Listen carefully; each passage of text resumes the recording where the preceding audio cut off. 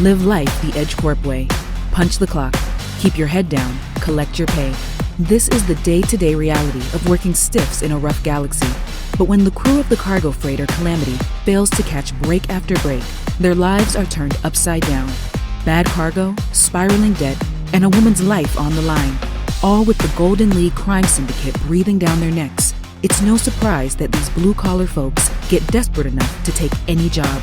Can't let danger or moral compromises get in the way of their bonus checks. So goes life, far beyond the stars.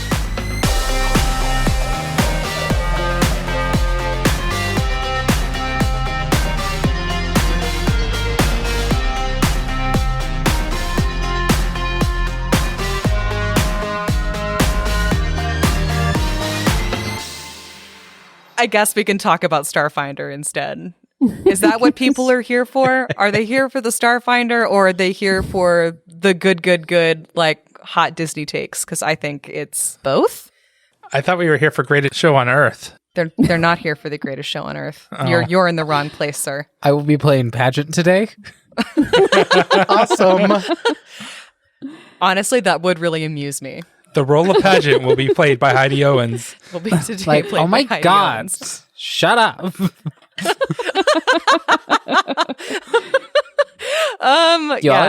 Yes. Nailed it. Just really hit Logan's characterization on the head. But yes, everyone, welcome back. Today we record episode 4 of our Starfinder campaign. We've started doing a little bit more with character backstories. Over the past couple of episodes, we've been weaving in some tantalizing hints about where all of you come from, what some of your secrets might be, what some of your primary motivations might be.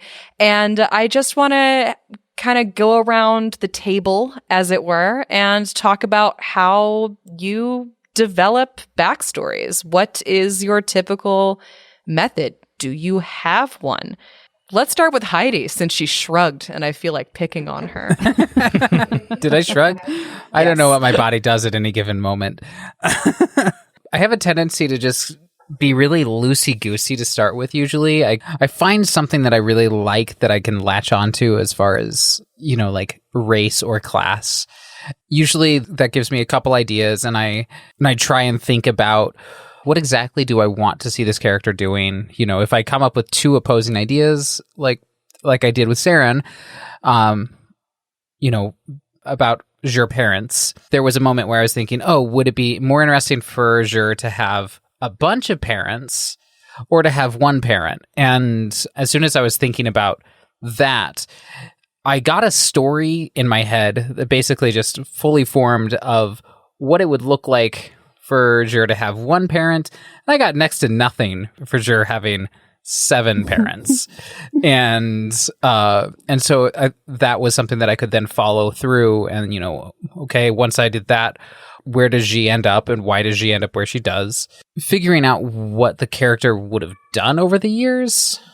And then through gameplay, I like to have more things pop up and get to flesh them out. I'm trying to get more in the habit of writing little anecdotes.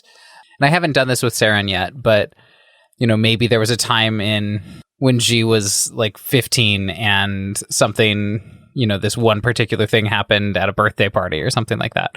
G never went to birthday parties. That wasn't a thing that happened. But if only she'd had a childhood that happy. Yes, indeed. I think that's all that I really have go, as far as developing backstories, is just trying to find something that feels like I can latch onto and write a story about, even if it's not fleshed out. I would love to read some Seren vignettes here on the pod, so write them. I think I will. Jess, you got something to say? Oh, no, I was just laughing.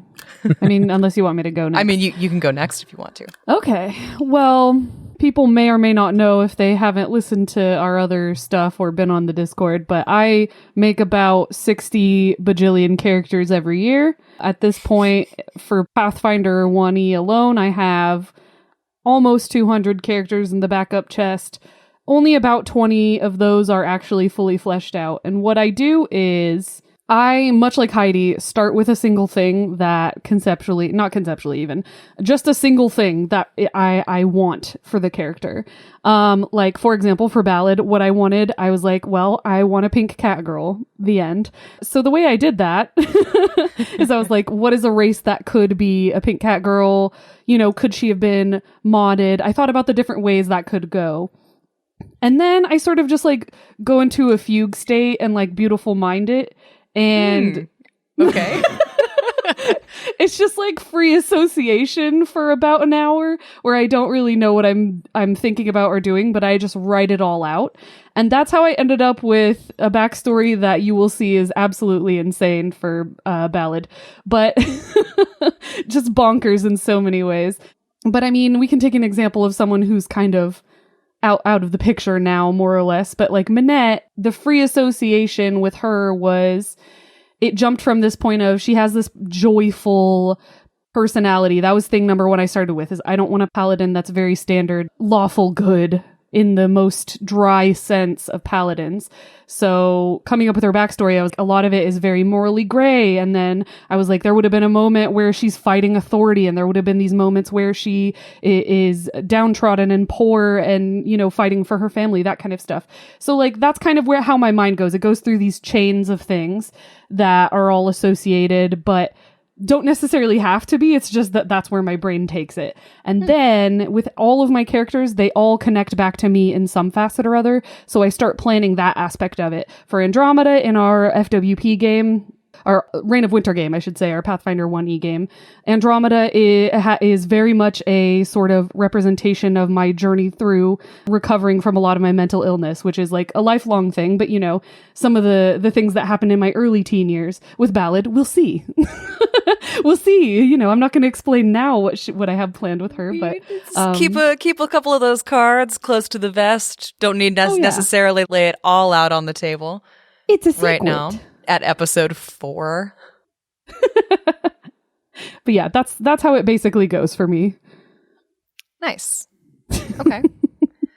Dustin, Angel, who wants to go next? I usually have one specific concept that's sort of nebulous, and I'll layer onto it. So, for example, and I believe I shared it in one of the Reign of Winter episodes, where for Abraxas, all I really had was, I want a Mowgli type deal. This character is going to be raised by some other species. That sounds about right. And then it's a little layer here, a little layer there, and just different things until a whole image becomes clear. So really kind of rough draft that starts looking good. I go with my gut going, oh, I like this. Okay, cool. Yeah, that sounds cool. Oh, you know what? Werewolves. Those are pretty cool.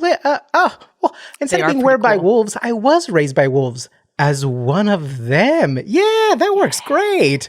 And, the character comes to life. For Byron, I remember thinking, okay, I want a number 2. You always have the kind of number 1, or your heroes are that, they were the smartest of the bunch, the greatest. All I really had as a concept was there's got to be a number 2, and not even behind a great person is even a greater person behind. No, I wanted that kind of number 2 that, does clerical work in the background. You need clerical work to make something successful. So I wanted a number 2, second string, and just from there, kind of adding different elements going, oh, you know what? I want to do some mad flips and play the violin. Maybe an acrobat. Oh gosh. Oh, hey, you know what? Monks, they move around. Oh, I think I know what I want. And then I start formulating, and I have little snippets of stories, same thing that I put together. I'll usually have a couple of little lines, and it makes the character evolve. So for Miss Fanny, I have a thing. I won't put their a little secret, a couple things here. I have their full name, but it's, blank knew how to adapt. And that's redacted. Period. And that's just like a narrative hook. And from there, it's bullet points. I'm all about bullet points. And really just for Miss Fanny was scrolling through until the different races because I know I wanted sci-fi for sure. And I landed on the Astrozoan, and it was such a fun read. Other than the one little snafu they have in the description, but they're so interesting. It was so funny, and I want to say one of the first things I did is either send a picture to you, Abbie, or Jess, or both going, "I'm squishy alien poofy little thing. It's like a little blob," and I was so excited about that, and I kind of just evolved around that and just fleshed out different things with Miss Fanny. I started the timeline a whole lot earlier. With Abraxas, I built a timeline a little later. Dustin had asked for some stuff to kind of help align for the campaign. And it really helped for Abraxas. So I did that a whole lot earlier for Miss Fanny. So I have these little bullet points. And Abbie, that was that document I shared with you. And it's the different age, the notes that happened around that time. And it was fun for the Astrozoan throw down some shapes during that time. So they necessarily have to be human, Lashunta the whole time. It was, I'm looking at this one, it's short order cook at a space diner. Their name was Ryaz. And the next thing it's a lab technician for a medical center for veterans, Vix as a Vesk. And I really enjoyed that. So for kind of getting Miss Fanny put together, it was nice because I was able to throw more things out there than I would for a regular character that, like one of those single-shaped characters. Yawn. No, I'm just joking. So boring. All of these people I have a can disguise find... matrix. Oh, that's true. That's true. Impersonation. I believe Seren can actually grow crystals too. Yeah. I'm glad you brought the timeline thing up because that's something I forgot as well. I always do that with characters. And Manette was one of the first I actually started doing it with, but I do it with all of them now. The long forms, narrative timelines, and AUs. I recommend writing AUs. AUs, yes. You've got a character idea. It's kind of nebulous. You're not really sure if you've got them pinned down. So you put your idea in like 6 different scenarios and see what stays constant in all of these different kinds of stories you might tell with this person. You want to say what an AU is? Because I idea. don't think everybody knows what AU is. Oh, yeah. Alternate universe. Yeah. Alternate universe. Yes. Is that one. The timeline thing, I think, is actually a pretty good segue to zeroing in on Dustin, last but never least. I personally never really made character timelines before Dustin encouraged me to for our other public podcast, the Fantastic Worlds podcast. I had never created characters that way. But now that's all I do every time I create a new one because it's such a great idea. And it's what I asked all 4 of you to do for me because it also really helps me as your galactic mistress to organize where each of you have been at different points in your lives and where you might be now in your story as a character and as a person. I also want to throw in a quick note. Because we've been talking so much about our characters from our other podcasts. Those other podcasts are Fantastic Worlds podcast, which is our Reign of Winter campaign that goes through Pathfinder 1E. And then we've also got our Greatest Show on Earth story, which you can access through our Patreon. And that is going through Extinction Curse, which is an AP for Pathfinder 2E. Okay. Sorry, just wanted to get that out of the way. Dustin, how do you make characters, my friend? I don't have a set way, but I think every character I ever create has a where they're from, where they are now, and where they want to go. Once I lay those 3 areas out, it helps to form the shape of something farther. And then usually at that point, it's whatever hits my fancy. I have wanted to play a gunslinger cowboy for a very long time. Have not been able to do it in 1E because I'm GMing our 1E game. Have not been able to do it in 2E because they were not out yet. They will be out in October, but and that's when Mariposa will die. But there's that, and then I've already said that's not allowed. Yeah, don't even joke. Mariposa. No gunslingers. There wasn't really a gunslinger type in Starfinder, but that's because everybody could be a gunslinger if they want to, because guns are normal use. Anybody who's listened to the other shows knows that lately I have been making characters with devastating backgrounds. I wanted to make it a little lighter, but it ended up not happening that way. I usually find some emotion within me that I want to explore more because maybe it's something that's painful or something that even makes me happy or something, and then take that and blow it up into a character. And that's where Calamity comes from, is exploring the roots of growing up in a rural community and the effects it had on the people around me. My family was always pretty stable, but I had friends and even family beyond my immediate family where living in a rural community, there are some hardships that you face that most people who might live in a bigger city don't experience. I had the unique experience of living in this small little community called Corning, California, and then eventually moving to the San Francisco Bay Area. And it was just startling to me the lack of fear about certain things in life. In the San Francisco Bay Area, everybody has access to healthcare because somebody won't work a job where healthcare isn't offered. But in a rural community where the number of people exceed the number of available jobs, employers have a bigger ability to say things like, I'm not going to give you health insurance, or I'm going to pay you this substandard wage. And it makes a person become something that's not always good. And so that was kind of where I wanted to explore with Friday and where he's going. Mariposa was more of, I wanted a confident character. I always wanted to play a paladin, but I never wanted to play a lawful good paladin. So with 2E, I got to play a chaotic good paladin as champion, and I think she embraces that chaotic goodness very well by randomly opening doors and getting us into trouble all the time. All the time. Mariposa charges in. Yo, we used to say Manette rushes in. Now it's freaking Mariposa charges in. Yep. How the turntables. There's always got to be one. Where did she come from? I wanted to play someone older. I've always played somebody like in the 18 to 25 range, and I'm like, I'm kind of done with that. I want to play somebody who's, actually experienced life, because I have experienced life at this point. And so then they start bringing the questions, well, like, could she be a mother? What if she was a mother? Well, where's her kid? And it started drilling down all these questions. And before I know it, I had a very, very well thought out character. And that's how she came to be. So it's kind of the same thing with Friday as well. I placed a few places where they came from, who they are now, and where they're going. And then I started asking just a lot of questions to myself and answering those questions. And before you know that, you had Friday. Hell yeah.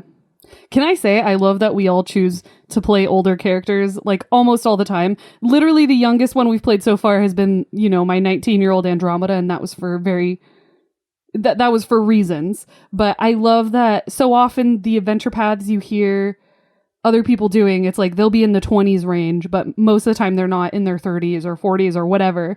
And I really love that we've all kind of just been doing that all the time. Yeah, since the very first game like all of our characters in Fantastic Worlds at this point are, except for Andromeda, of course, our sweet little baby, are totally like early middle age to maybe a little older. And it's actually really fun kind of playing with a party of people that have a lot of maturity and some gravitas to them. Adults. And that way we don't get things. If there's hot women in the tavern, I want to do them. Well, we do a little bit of that. Way too well. We do a lot of that. We do, except it's mostly directed at the monsters. We're like, hey, what's up with you? Because of the queer factor. What's your deal, Cryptid Man? Okay. I think with that, let's get into it. To recap, because it's been a couple weeks since we played this game. The four of you came to Akatone with your load of 50 tons of Yara berries, making it in plenty of time to sell them while they were still fresh to one of Hive Market's few permanent stores, which was Ka Imports. When you arrived in Hive Market, however, you found that it had recently been taken over by Ichihara Hong Holdings, which is a very unfortunately familiar name to Ballad and Seren, who really put the hostile in hostile takeover. Siski, the proprietor of Ka Imports, has left town for a family emergency, but something seems really fishy about that to the four of you. And in her place is a human woman, Ainsley the Hunter, who is a agent of the Ishihara Hong family. She treated you politely enough, but flat out refused to honor the agreement EdgeCorp made with Siski and only offered you 50% of the total price. Since Friday is already in a bit of a pinch with not making his company's set goals and needing to be able to afford medication for his ailing mother, he's unable to accept only 50% of the profit. That would 100% derail any attempt to recoup some of your crew's losses in the past few months. So you all left Ichihara Hong Imports and tried to shop it around elsewhere, with very little luck until Ballad called in a favor from a contact of hers in the Saito family, which is also a member organization of the Golden League, like the Ichihara Hongs, who could get you 70% of the profits for the berries. As it was all you were going to get, especially in the remaining time before the berries might start going bad, you decided to take the deal. So now, the four of you are loading the berries into your cargo hauler. You're preparing to take them to Ballad's contact. But before you can leave, Ainsley's Shobhad enforcers, these two very large, tusked people named Flix and Nyx, with intimidating spears and guns show up and say that Ainsley's changed her mind. She's decided she'll buy the berries after all, and she's not taking no for an answer. Everybody, roll me that inish. Seren, what did you get? I rolled a 9 for a 10. Good job. I'm pleased and proud. Friday, what'd you get? I rolled a 19 for my initiative roll, which gives me a 23. It is the season of Friday. Fine. Fine. Friday, Well, fine then. I'm in love. Fine then. Ballad, what did you get? 16. 16? Yeah. Miss Fanny. Well, my dear, I rolled a 7. Such a lovely number for a total of 11. It's a really lovely number. I like that number a lot for you. You just like that you're going first for once. I do like that I'm going first. You're not going first. Friday's going first. Oh, I mean, fine. That's true. I get to go second and third. So we've got Friday up first. These very large beings have very large guns pointed, well, mostly at Ballad right now, because they be right up in front. Friday reaches for the ground, and you see him pull his hand back, struggling, as he gives up one of his first level spells to access his infinite worlds. And what infinite worlds does, I can pull an environment from another world into this one, and a sheet of ice forms under both of these creatures, and I need them to roll me a reflex save. You summon forth Hoth or Irison. Ooh. Okay. Yep. Our good friend Flix rolled a 14. And our good friend Nyx rolled a 18. Oh, not bad. Oh, okay. Not bad. How'd they do? Well, one failed. Obviously, the one with the lower number. I mean, obviously, yeah, that makes sense. Okay. For the next turn, he is unable to move. It basically tries to move, and he slides around. And then I yell to Ballad, "Get on! We're going to take off and leave them in our dust." That ends my turn. I hate you so much. Yeah, don't worry, I'm still in range. You're not even going to let me try to shoot you at least a little? Nope. Not even like a little bit? They're not in a vehicle. We are. It's an easy equation. They're pretty fast. I don't know how fast your cargo rig goes. Yeah, we'll run them over. You'll or run 'em try over. to. They're It's going to jump on. Oh, but you know what? Top of vehicle combat will be cool as hell. Yes. Cool as hell. Okay, so we're moving on to Nyx, who did make his save, and so he can move. And Not realizing that his companion is currently struggling a little bit on the ice and trusting that he'll be able to take care of Ballad just fine, he actually moves towards Seren. If you move more than 5 feet away from me, I will get an attack of opportunity. Yep. Yeah, go ahead and take your attack of opportunity. Ballad had her chain whip wrapped around her fist, and as he runs past her, she swiftly unfurls it from around her fist and just whips it immediately over her head. Oh, that's a crit. Okay, well... Pull a crit card. Wow, this is going really great for me. I'm excited about this. I was like, oh, 24, that's low. We're having No, fun. This is a fun game. This is a grazing hit, normal damage, which for us means double damage. The target is stunned for 1 round. Yes. All right, well, the damage is 13 in total, and he is stunned. He can't do anything. He just vaguely moved in Seren's direction. And that's all. So we move on to Flix. Is it that he just can't move from this position, but he can still attack, right? It's basically like entangled, so he can't move out of that square for this round. Okay, but he can still use his arms to... He can use his... it's like he can fire a gun, for example. Gotcha, which is what he's going to do. He's going to take this very large gun that on a smaller creature could technically be labeled a cannon. Oh, Lord. And he's going to point it at Ballad because she just laid the smackdown on his buddy. I'm cool like that. So here we go. You are cool like that. Ordinarily, I have more appreciation for it. Okay, that would be a natural 20. Oh, hooray. Crit on crit. Oh, my goodness. Tit Give me for that tat. crit card. Give me that crit card. Give it. Give me the crit. This is called Eyebrow Bleed. Crit effect. The target is off target and takes a -5 penalty to perception checks until healed. -5 to perception? Is that it? That's it? Ha! I guess that, I don't know. That's it? That's all? Mm-hmm. I only have a Do I plus still get to 4. do I still get to do double damage, Yep, right? you still do get to double damage. Thank Ouch. the Lord. That's going to be the Take bad 12 part. points of damage. Ah! Ouch. Uh-oh. Ouchie mama. Oh, no. Got shot. Got shot. I did get shot. Big time. That ends Flix's turn after Ugh.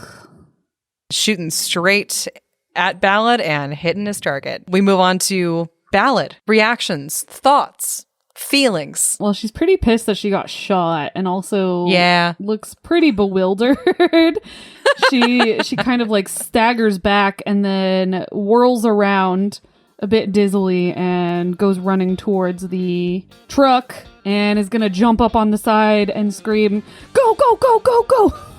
She slaps the side of Bessie. "Get us out of here, Fanny!" I think Seren reaches a hand down to pull up Ballad. Oh, thank you. I'm going to use that hand and get on up on the top. Oh, God. What a hit. I'm not feeling good. It's really weird actually attacking you people. I think this is the first time I've actually the only enemies that I've handled so far really that you have been like in an encounter with so far, little goblins who were just trying to take crates of yarrow berries, like nothing serious. It definitely wasn't going to put you in harm's way. So this is really weird for me. It's the first time I actually have to like attack you. Oh, God. With big old cannons, too. And try to kill you. It's very weird. It's fun, but it's very weird. Okay, is that the end of your turn, Ballad? Yeah. Miss Fanny, it's your turn. You must succeed at a piling check DC 10 plus your vehicle's item level to race. Yeah. Okay. So, but this is something that you can do on your turn right now. Yes. Okay. Excellent. All right. God damn it. Do what you're going to do, Fanny. All right. Here we go. That guy piling can't move in. either. Nope. Get him. All Flix can really do, like, Nyx is stunned, can't do shit. All Flix can do is, like, shoot at you as you leave, but... This is so funny how many times we're using the vehicle. I'm never jumping off this thing again. We're just gonna always run things over. That's gonna become our MO.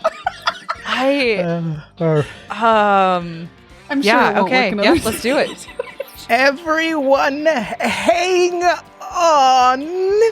Full on pedal to the metal, taking this Bessie to its full 450, using a full round action to race. Damn. Pedal to the metal. Pedal to the metal, dearies. She puts on the radio, it's like, da-da-da-da-da-da. Looking for adventure. Okay, so as you're just careening Bessie out of the loading zone by your ship, you know, one Showpod enforcer is still reeling. He's trying to get his bearings. He can't really seem to get it the correct. He's just fumbling his gun. The one out in front, Flix, still manages to get his gun around and does take a shot at the cargo rig as you're fleeing. Since Friday's the one that spoiled his plan, Flix is taking aim right at you. Does this give you cover? Yeah, it says improved cover. Yep, +8. But he's still going to shoot at you because he is pissed at you in particular. No dice. Actually, he crit failed. Yes. Oh my god. He rolled a 1. Oh, these poor guys. guy.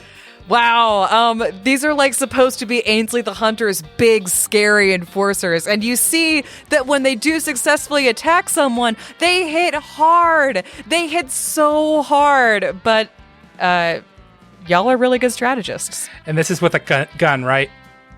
Yes, it's with a cannon. A light reaction cannon. As Ballad discovered. This is, oh, come on, man.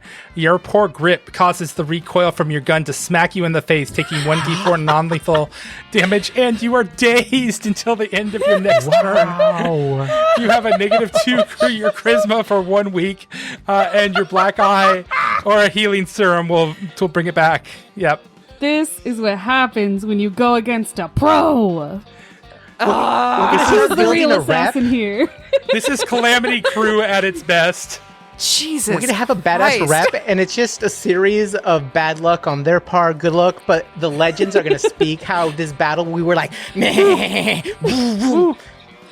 Like, the car chase is like spinning, you know, everybody's jumping out and jumping in, one hand grabbing the door handle. So cinematically, when people are going to be retelling the tale, the bystanders this is how they're retelling it to the like law enforcement. It's going to sound more badass than it really was. huge blue guy summoned ice, and then tiny woman whipped one of them, then got super blasted, jumped up on the truck, and then the old woman just like blasted it.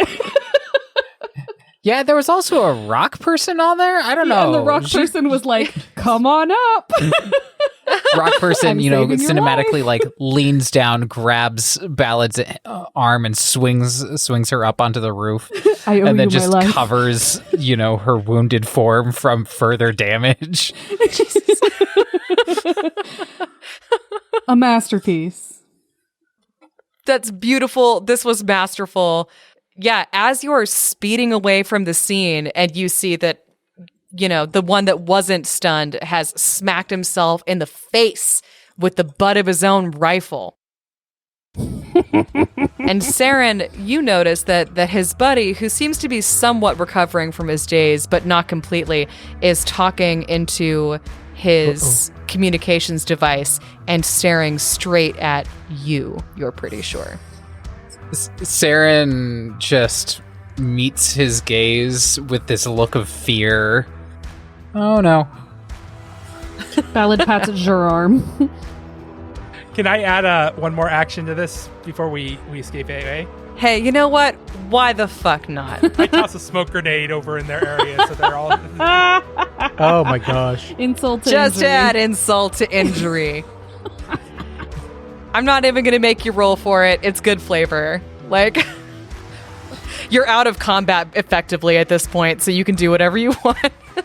Let's get this damn package unloaded so we can get the frack out of here. Zeri, I have some serum. I think Ballad got hurt. It's in my bag. Can't take off my eyes off the road.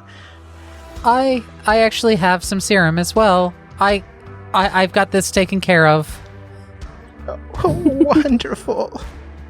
You doing okay, Ballad? I'm hanging on. Seren reaches to your holster where she has this little needler gun and quick loads a healing serum into it and presses it up against Ballad's shoulder and just says, "All right, time for your shot." And Ballad's gonna get back 8 hit points. Oh, thank you. Good Lord. Oh my gosh. Oh. Thank you. Wow, that really hurt. Jerks. She spits back in the direction of where they were. All you see is it's just a cloud of smoke, fading quickly into the distance. I wish I'd killed them. Yeah, but they would have drawn more attention to us. That kind of street scum doesn't get attention around here. You know that. But they do work for someone known as Ainsley the Hunter, and... She was going to be hunting us either way. You know that, right, Seren? Yes, but I think they know that I'm here. They might send someone else. I touched Seren's arm. Like I said, they knew you were here already. They were going to be coming after us either way. That's true. And you know what? You have good friends here. Look what we just accomplished. Yeah, that was an amazing whip strike. How did you learn to use that? Well, I trained for a very long time with a very talented person. But you're so young. Right, yeah, yeah.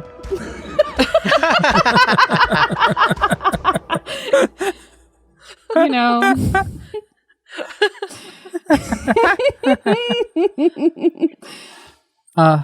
Right.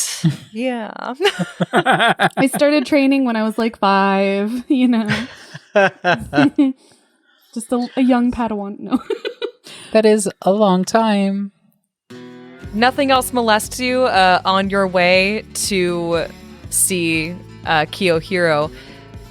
You do notice for a little while you were being followed by a Kulan, which is, as I think I mentioned them a couple episodes ago when we were first arriving on Akiton, but they're this subspecies of Fae that lives near the sacred mountain, Ka, around which Hive Market is arranged. And they are something of the market protectors and the enforcers of market rules. So they are following you for a little bit. They look a lot like mermen, if mermen just sort of floated in the air. Whoa. And still had legs, but they've got these sort of very large, round eyes, pointy ears. They're a little bit purple, and they just have these fins coming out of their elbows and at the top of their thighs. And one is floating through the air after you, but when he catches Ballad's eye or Seren's eye or whoever's looking backwards, he just gives you the grave up and down look and then sinks back into the ground. Whoa. Ballad waves. I rolled a 27 piloting just to make sure we shake any pursuers and also drive at a speed to not jostle the berries too much, but also make a surprise left, a surprise right, and do the Hollywood thing where you hit something at the right angle to make the car go sideways through an alley. No, a giant cargo truck. You're like Miss Fanny Drift. Pulling a trailer loaded down with 50 tons of fruit. She rolled a 27.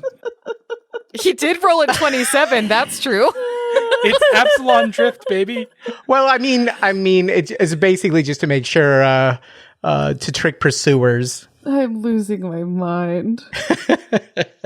If someone had been following you, you are a canny enough driver that you absolutely avoided any pursuers. You probably wouldn't have been able to avoid the Kulan, but you towed the line a little bit, but you didn't actually break any market rules. So I say we defuse that situation quite right. yeah, you diffused that situation beautifully. beautifully. Much to Abbie's dismay. I'm mad about it and impressed at the same time. You're all fantastic. You're completely unimpeded, making it to Saito Holdings. So you pull up in the back behind Saito Corporation's base of operations in Hive Market. You get out. Ballad, how are you walking all right? What's your situation? Are you feeling much improved or just mildly improved? She's back at full health, but it's not like just because you heal up, you're perfectly back to normal. She was sort of meditating on the top of the truck alongside Seren, just on her knees with her eyes closed, which was probably awkward because Seren's just sitting there like, okay, I guess I'll just let you do that. But she probably knows also that Ballad still needed her stamina back. She looks okay, but she is a little wobbly when she jumps off the truck, which is unusual for her. She's gonna go straight to, swiftly, once she regains her composure, walk up to the door she knows she needs to knock on. It opens, and on the other side is the young drow male that you spoke to last night to secure everything. He takes you in. You do look a little pale. Yeah. You look like someone who just got shot, despite the fact that you don't visibly have any gunshot wounds on you anymore, but your clothes are definitely, the blood doesn't necessarily go away just because you got healed up. Exactly. So he takes you in and he's just like, come inside. Come inside. This is actually an important note, too, is that because she has this impersonation matrix, when stuff happens to her, she is experienced enough at this point to be like, I'm going to incorporate it into my outward appearance. So this is all constructed, more or less, because she can't... I don't know that the impersonation matrix, like, just does that. She has to be pretty aware of those things, like when she gets injured, to make sure that it looks like, oh yeah, I got injured. I'm dirty. Yeah. I don't just always look like a perfect copy of myself, you know? To really sell the, like, nope, just a normal human. That's me. Yeah, because otherwise, I mean, she's hundreds of years old, so she's figured this out. But she remembers early on, definitely, when she would be like, it's just me, Ballad. And people would be like, you look a little too pristine right now. That's weird. Always perfectly coiffed. Even after coming out of a firefight. Your hair is beautiful. What hairspray do you use? Yeah, no. It's flawless. It's absolutely flawless. So Kiyohiro ushers you inside. He peers over your shoulder and also gestures for your three companions to come inside as well. Miss Fanny will put the club on Bessie, amble out slowly, and not forget their purse and put a little bag and ambles over. Everybody remember where we parked. As soon as the door shuts behind you, Kiyohiro just turns mostly to Ballad, but to all four of you goes, what happened? Yeah, okay, so here's what happened. We met this Ichihara Hong person, Ainsley the Hunter. Seems like she poisoned the market, and everybody wants to offer us 50% except for you. I'm sure you got the message, right? This I know. We talked about this last night. Right. Okay, but... How did you get shot? Well, she sent her big shobes after me. Ballad spits on the floor. And normally I like those guys, but they were really... they were not friendly. They were trying to get a mugger's discount. We're not gonna lay down for those suckers. Yeah, good call, Captain, on just like driving off. I really wanted to kill them, but... Kiyohiro looks at you, Friday, with no small amount of respect. He respects that attitude. That's definitely an attitude that members of the Golden League and Drow in particular, they really vibe with that. Also, he digs your purple skin because he has purple skin, and he likes. He too is purple. Purple boys. Us purple people gotta stick together. Purple boys gotta stick together. I'm glad you've made it in one piece, this time, Ballad, he is staring straight into your eyes with as much admonishment as he can muster through his, ordinarily very stoic demeanor. And then you must leave as soon as you can.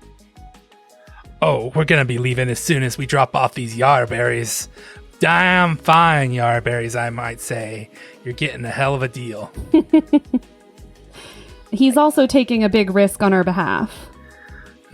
I appreciate your assistance, sir. I'm no down for this economic hindrance mumbo jumbo.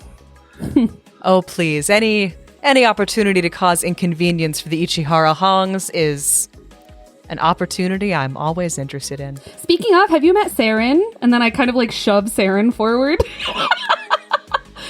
Seren has, up until now, literally been doing your best to hide from anyone's view. And, hi. Yes. Good to meet you. A pleasure to meet you, Seren? Yes, my name is Seren. I see. Seren, I probably am I'm unfortunately the first one that has to tell you this, but your presence has been noted in Hive Market. She knows. Ordinarily, I wouldn't mention it, but you're a friend of Ballad's with a bounty attached to it. Oh, bye. Sorry, Captain, that I never told you about that. Seren just looks at the captain and is cringing. I've done some math, and I must admit that I'm worried about even being here. Indeed. Can't say that I feel safe right now. Aw, we'll keep you safe, Seren. And Ballad grabs Seren around your crystal waist and then lets Jur go. And then it's like, Kyo, listen, we know. Isn't that funny, though? Like, the two of us meeting, isn't that weird? Okay, anyways. I don't know if I believe in coincidences, Ballad. Well, I say it's time we collect, because I think we need to get off this planet. You know what they say, the riskier the road, the greater the profit, but it also means the quicker we need to leave. So we'll just be collecting those credit sticks and be on our way. Excellent. After you've unloaded the berries, naturally. All Of course. business, Captain. Oh, I'm on that. And then Ballad raises one arm with a bicep and it's like, Miss Fanny! Miss Fanny, again with their multiple arms, up, down, sideways, left, right, up. No. And the holographic frame of the lifting frame appears around you, and she'll take a look at Seren. You must have had your reason. No need to fret. You're safe with us. Seren smiles, and while they're working, will pull the captain aside. Now, Seren, before you say anything, I just need to lay down a little rules. I understand we all have histories. We all have things that are going to get in the way of life. And, sometimes we got to hide from things. But as the captain of the ship, I'm responsible for all of you, and that includes your protection. So moving forward, if there's something I need to know, you need to tell me. We'll have a conversation, but I think given the danger of the Golden League, I'll probably leave ship at the next port just to be safe. I didn't tell you you're gonna leave. I find you might handy. I enjoy your company. I enjoy that musical ballad that comes out of your mouth, and I think you're an important part of the crew. So no, you're gonna stay, but we gotta have some honesty, and for honesty, you'll have my backing. Okay. I do just think that you'll be safer. You've been so kind to me that I don't want to see you hurt. I really think it'd probably be best if I leave at the next port. Who's the captain? You're the captain. Okay, I make the decisions about what's safe and what's not safe. If you want to leave of your own will, that's your decision. But as long as you're honest with me, you'll always have a spot here. I think you might be safer with me now that I'm kind of getting the lay of the land. We'll definitely have a conversation about stuff. I'll probably tell the whole crew. There's a lot. Well, you tell us when you feel ready. Not pressuring you. I just need to know what we're up against. Of course. Now, why don't you go help them unload those Yarra berries real quick so we can get out of here? Will do. Thanks, Captain. Seren then goes back to unloading Yarra berries. Like, how is Seren feeling?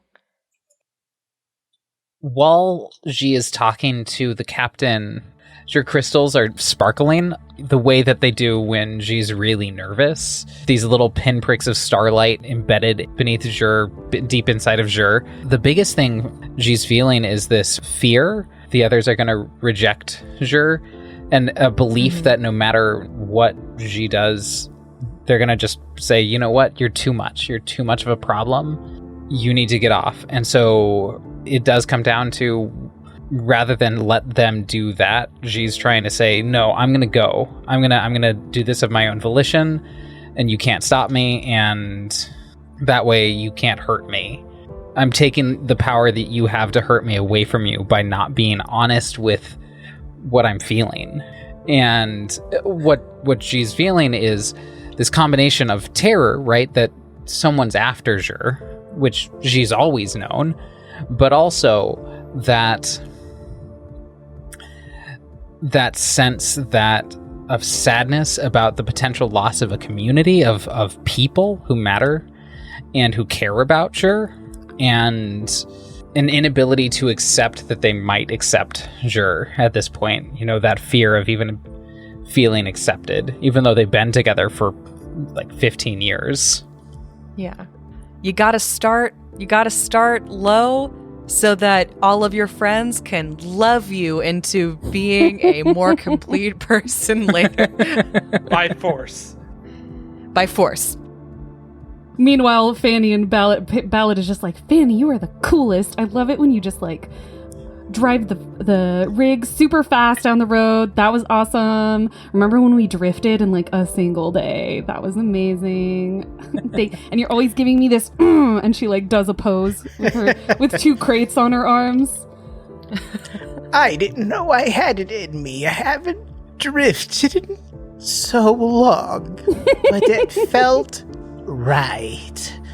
A little in her eyes, you can probably see, they're having a flashback back to their piloting. Not that their piloting days are over, but back when they really pushed the limit on the needle and did some crazy maneuvers. Drift. You're all amazing. The only thing I wanted to call out, as Seren and Friday are rejoining the group, Ballad is sort of eyeing Seren meaningfully, trying to catch Jur's eye, and gives Jur a nod. Seren meets their eyes and just gives a weak smile and nods back. We're gonna talk about this later. Yes, we will. Don't run away from your feelings. Yes, we're all going to talk to about this later, and looks over to Ballad. What, me? Dun, dun. There's nothing important for me to say. Dun, dun, Let's get going. Okay, so you finish unloading the Yarrow berries. It takes you about 8 hours, all things considered. Kiyohiro hands over the cred sticks to Friday with 70% of the take. As Miss Fanny and Friday and Seren are presumably getting back into the cargo loader, he does draw Ballad back before letting her move on. I've done some checking around. Your cover story appears to be intact. I just wanted to let you know that before you leave, and to remind you, don't come back here again. Especially with your friend in tow. We didn't really have a choice, and I didn't exactly know that G was the one. I guess there aren't that many shimmering around, but like at the same time, especially not that many shimmering that color. Yes, I did think about that, but what were the odds? Come on. Edge Corp of all places, it's a dirt hole that I've put myself in. And she kind of kicks at the ground, and then she looks at him and says, And what about, have you heard anything about Sinjin? Nothing concrete. He has not been on world in some time. Last I heard, he was engaging in some business of his own. He's actually started his own family since the last time you likely spoke to him. So be careful there. That's not great news. No. Yeah, that's not...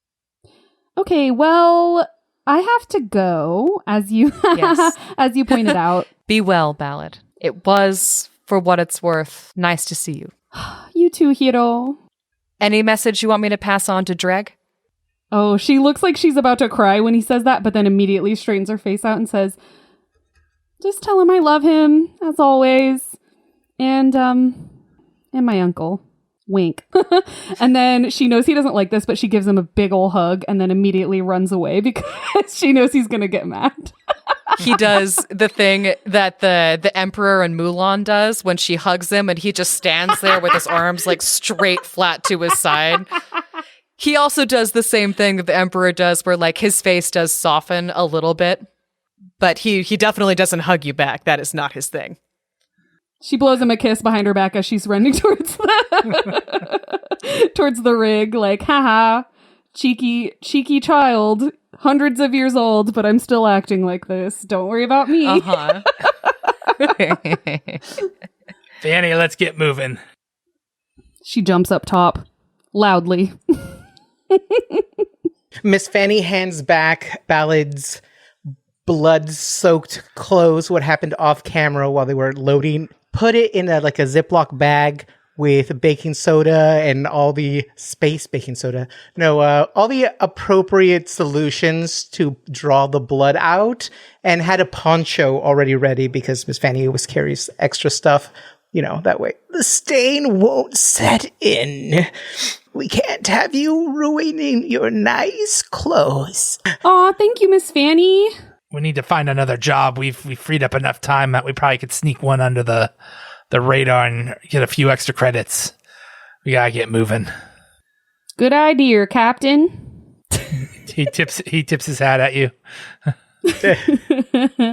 Okay, so you're all heading back to Calamity? Yeah, and once again up top, Ballad is talking to Seren because this is where it's really loud because the wind is whipping around, so she knows that the folks in the cab aren't going to necessarily hear them. I've been around the Golden League for a long time. Like a really long time. Like a really, really long time. As much as they are after you, if they found out where I was, they would be after me more. So, let's just be buddies about it, I'll protect you. That's kind of my thing. Yeah, I'm going to talk to the captain and Miss Fanny and you all about what I'm experiencing. Some things I've never told about myself, but I'll stick around to protect you as well. Okay, as long as you're not, like I said, I know that feeling. Okay, I tried to leave my people as well. It doesn't go well. Doesn't work. Running away is all I've ever really known how to do. How do I do anything else? Bella lays on her back and is staring up at the sky as she's talking right now. It's about choosing your moments. When to run and when to fight. And I think because we have a great group of people with us that we care about, that we want to save, that want to save us, that care about us,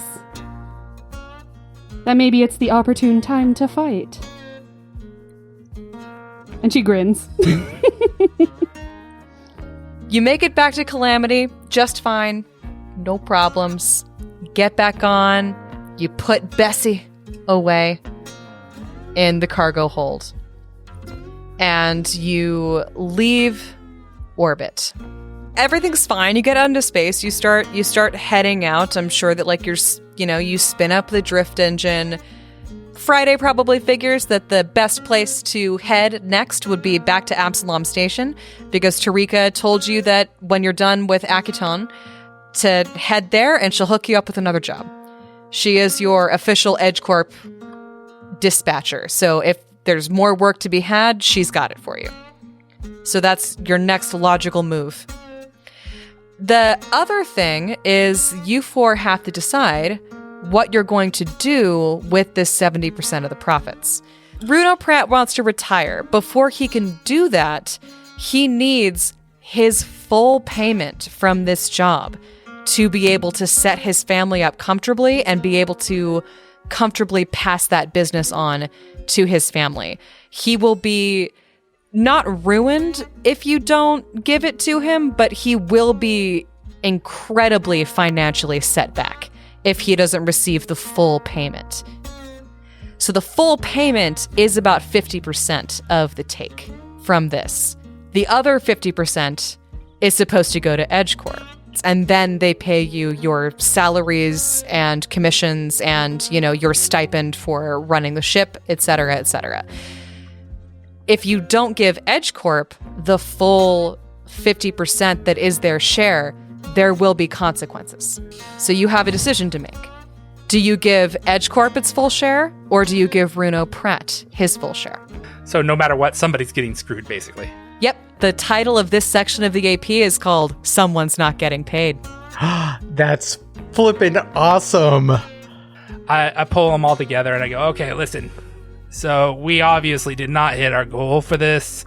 And I hate to say it, but I'm probably going to be on the line for this. And there's going to be some repercussions for not hitting what we were supposed to hit for EdgeCorp. But I don't abide by ripping off any honest man. So I'm going to give Bruno his half and deal with whatever might come from EdgeCorp. I've been there for EdgeCorp for a long time now. I have a feeling that they aren't going to rake me over the coals too much for this decision. But it also means we're not going to get paid, probably. How do you all feel? I'm with you, Captain. If you weren't going to give it to him, I would probably have killed you all and done it myself. Just kidding, huh? Damn. Harsh. Some real good jokes there, Ballad. I promise it's a joke. Fingers crossed behind her back. I am on board with giving Bruno his whole share. He's the only one who's dealt with us honestly this entire time. I am worried, though, that keep the ship as good as I can, but if we don't give EdgeCorp their entire share, something around here is gonna break. What if we sell some crap from on the ship? Here's the good news is the gods have been rolling in our favor, and we are way ahead of schedule. So I'm hoping Tarika might have an additional job for us to take up to kind of make up this deficit. But we'll have to see. That's a good point. I'm going to lie the next time I roll. I'm going to work so hard. If we need to unload things fast, me and Miss Fanny, we have this covered. Like, did you see how fast we got those berries unloaded? Miss Fanny, you're the number one. Oh, dearie. Did a mighty fine job. Fanny, that piloting was chef's kiss. Number one. Years of experience. And my dear Captain, it's not just you getting raked over. We're your crew. We'll accept our portion of your decision. Happily, I may add for myself. I'm glad Bruno, who has dealt with us honestly, is getting his due pay, and if the rest of us need to shore up the missing part, we'll all, of course, be glad to pitch in. Well, my mama would be awfully appreciative of it if we can do what we can to hit our goals. We got to do it fast. Heck yeah. Fanny, let's get to Absalon Station and see if Tarika can get us some jobs. Okay. You're heading for Absalom Station. So you send Runo his payment, I assume. Mm-hmm.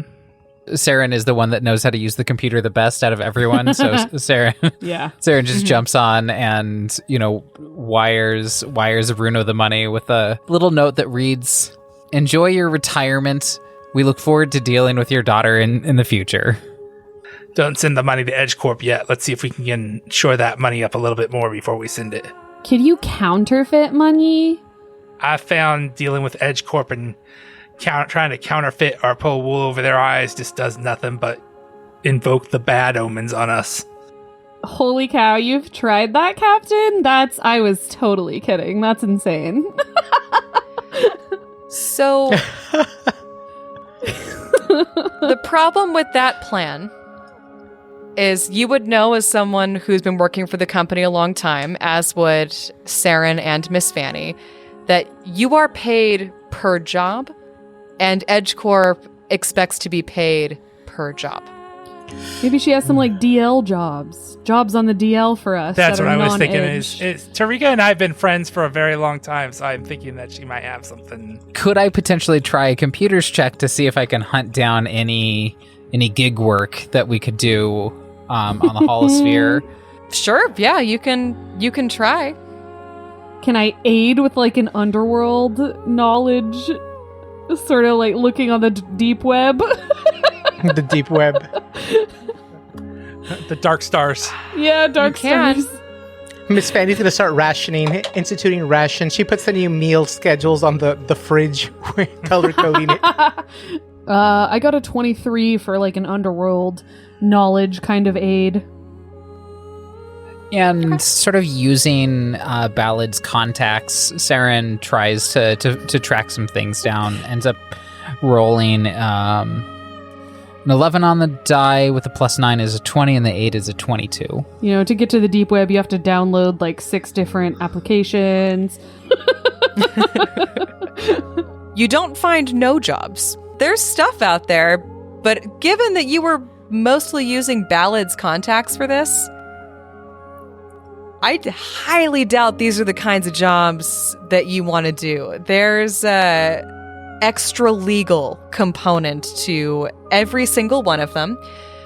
Most of them take place on Akiton, since that is where you are closest and a place that Ballad and Seren really don't want to go back to.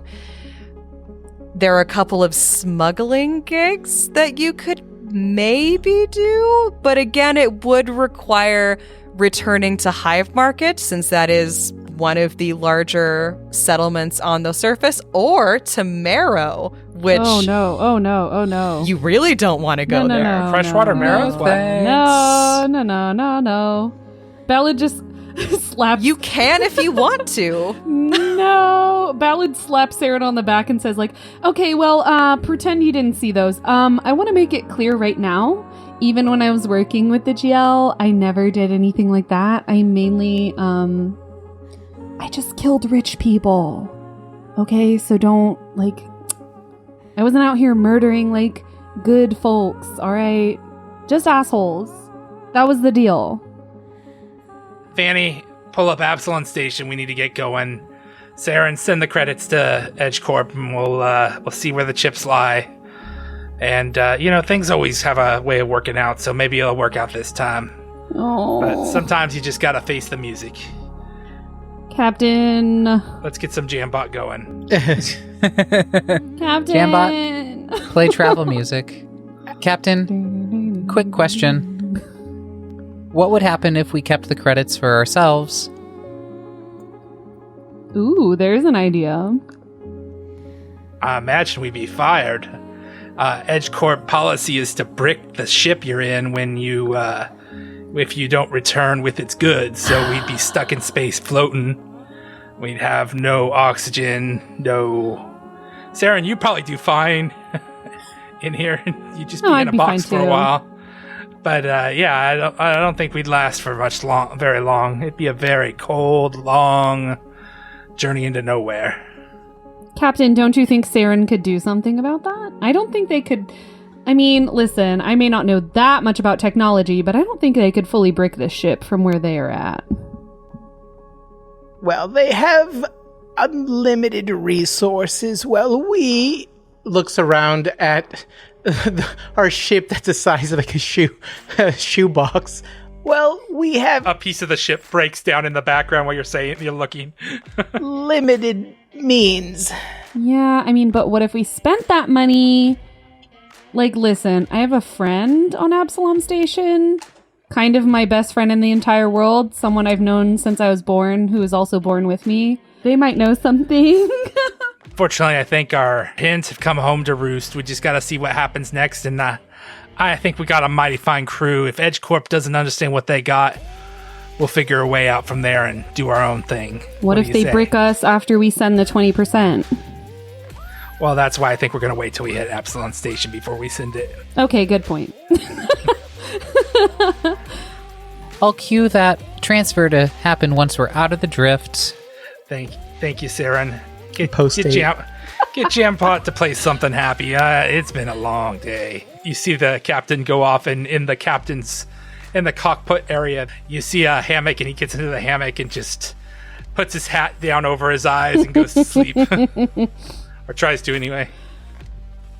Miss Fanny takes Calamity out, spools up that drift engine, and you all Sweet. This is so hard. you shift planes, hit drift space, and you're headed for Absalom Station. And I think we're going to leave it there. You sure you don't want to roll how many days it takes us to get there? Before? Do you want me to roll it now or next episode? Sure, let's roll it now. All right. It'll be funny. It'll be a funny end. Oh, that's true. That is true. If we get a good one or a bad one. I got a 26 piloting, 28 if I use my Starstone compass. Nice. It's going to take you 5 days to get back to Absalom Station. Suck it, nerds. Aww. That's fair. Far Beyond the Stars is a Fantastic Worlds production. Thank you so much for listening to the show. If you can't get enough of our crew, we also produce a second show, the Fantastic Worlds podcast, based on the Reign of Winter adventure path for Pathfinder 1E. We recommend connecting with our fantastic community on Discord and Reddit, or following us on Facebook, Twitter, and Instagram. You can find links to access all of those on our website at fantasticworldspod.com. Please consider joining our Patreon by going to fantasticworlds.cash, where you can get access to behind-the-scenes content for all of our shows and a whole extra Pathfinder podcast produced exclusively for our Patreon subscribers. I am Abbie, your galactic mistress, and you can find me at Bonanza Famine on Instagram or Twitter. Hi, I'm Heidi. I play Seren. You can find me on Twitter at Vamihilion, that's Vamihilion, or on Discord at Heidelon. Adorable. And of course, running lovable Miss Fanny is lovable Mr. Espinoza, which you can reach me at Espinoza916. It's your favorite pink android cat girl, Jess, aka Hank the Clank. Find me posting pictures of my cat on Instagram and just tweeting nonsense on Twitter. Mm-hmm. This is Dustin, aka Friday Francisco. You can find me at Dustin Alexander on the socials, where I talk about things like rating Animorphs and all kinds of random, usually just a lot of political garbage. Also, it's usually one of those two things. Perfect. Thank you, Sirenscape, for the use of your sound effects and music. If you enjoy our show, please do us a favor and help spread the word to family and friends you think may enjoy the show as well. We'll see you next time, Far Beyond the Stars. Pew! Far Beyond the Stars is a Fantastic Worlds production and an officially licensed partner of Paizo Incorporated. The Starfinder Adventure Path Fly Free or Die is a trademark of Paizo. Copyright 2020. All Paizo content is used with permission.